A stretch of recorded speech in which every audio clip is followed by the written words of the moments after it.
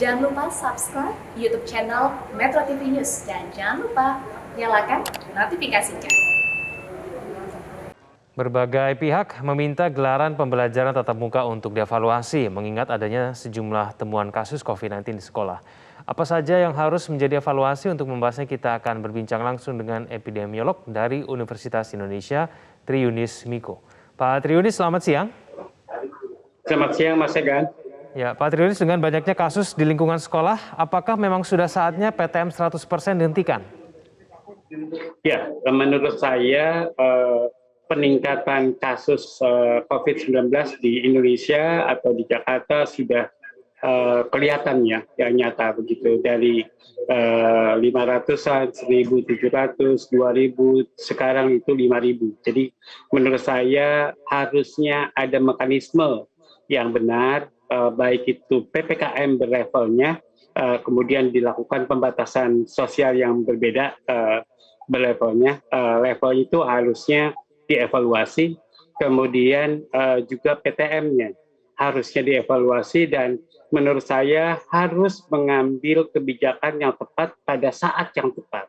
Kalau saatnya tidak tepat ya mungkin kalau tadinya yang 800 naik turun itu mungkin masih tepat kalau kita nggak mengevaluasi PTM, tapi sekarang harusnya dilakukan evaluasi yang tepat dan saat yang tepat. Begitu, Mas. Oke, baik. Pak Triunis, maksudnya kalau kemudian menghentikan PTM 100% itu idealnya berapa? Apakah dikurangi jadi 50% ataukah kemudian sebaiknya 100% dari luar sekolah saja, jarak jauh, begitu atau bagaimana?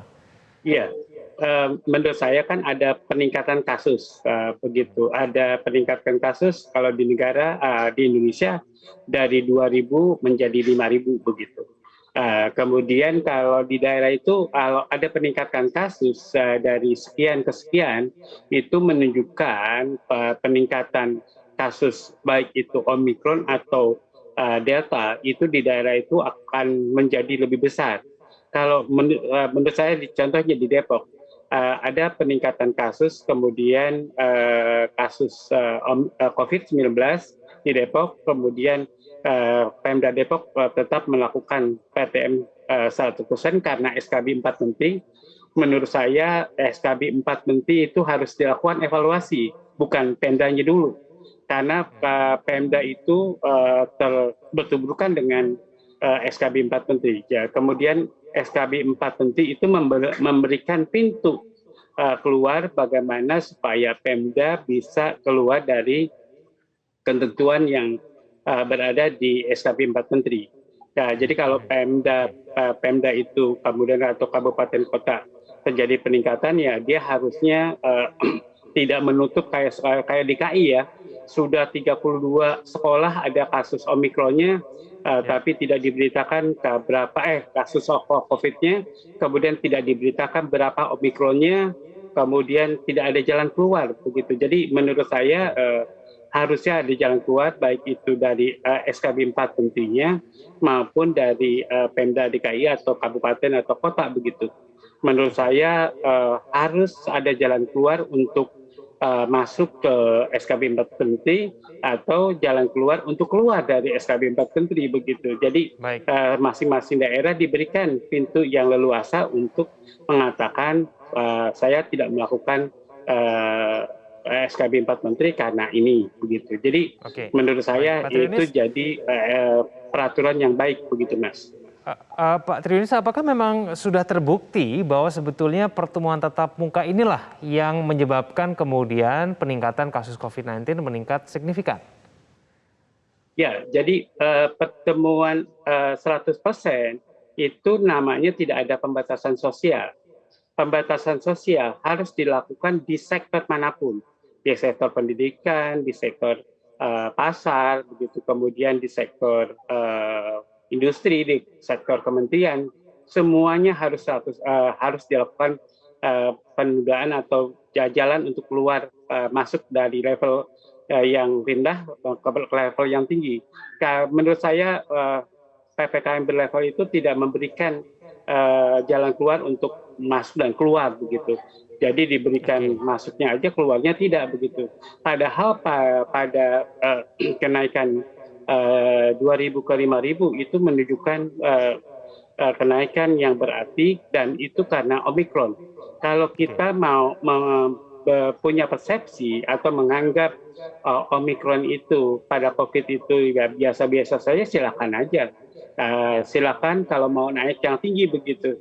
Kalau kita mau membatasi kenaikan COVID-19 khususnya Omikron, kita wajib melakukan pembatasan pembebasan sosial, termasuk pada sektor sekolah, begitu, Baik. Mas.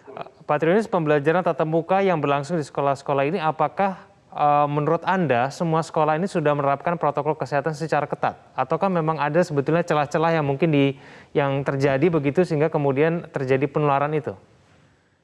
Ya, saya melihat tidak semua meja dipasang sekat ya atau penghadang begitu. Jadi kalau melihat dari yang di televisi ini, itu satu orang satu meja begitu, satu bangku. Itu mah ada jarak begitu. Itu kelihatan. Tapi saya juga melihat di televisi, begitu satu meja itu berdua orang, tidak dipasang sekat, dan tidak ada jarak. Jadi bagaimana dia menggunakan jarak? Jadi dia pasti tidak bisa memberlakukan protokol kesehatan. Yang kedua, harusnya gurunya dan siswanya itu pakai face shield begitu. Jadi bukan hanya masker tapi face shield kalau tidak pakai scarf begitu. Jadi menurut saya lebih amannya pakai face shield, sehingga kalau ada percikan air liur atau ada percikan dari pernapasan mereka itu terhalang oleh face shield begitu. Jadi akan menempel di face shield dan tidak menyebar ke orang lain. Jadi betapa hati-hatinya kalau orang melakukan itu begitu. Kalau itu tidak bisa diadakan oleh murid face-nya, itu harus diadakan oleh sekolah begitu. Jadi kalau kita hanya mengandalkan masker yang notabene menurut saya maskernya beragam begitu. Ada yang masker yang baik, ada orang yang tidak pakai masker yang baik. Nah, orang yang tidak pakai masker yang baik itu berarti akan menyebarkan virus COVID begitu atau Omikron. Jadi menurut saya itu ketidakhati-hatian di protokol di sekolah. Kalau menurut saya semua protokol di sekolah diperhatikan gurunya, tapi pengertian gurunya terhadap protokol kesehatan itu hanya pakai masker, tidak tahu maskernya seperti apa, jaga jarak, ya, dan itu yang meja berdua juga artinya gurunya tidak tahu atau tahu begitu. Menurut saya beragam pengertian gurunya terhadap protokol kesehatan, dan itu menurut saya harus distandarisasi supaya sekolah itu benar-benar aman buat gurunya dan muridnya dan buat anak-anak bangsa ini, Mas. Baik, Pak Triunis Miko, terima kasih telah bergabung sama kami di Metro Siang. Selamat siang, Pak Triunis.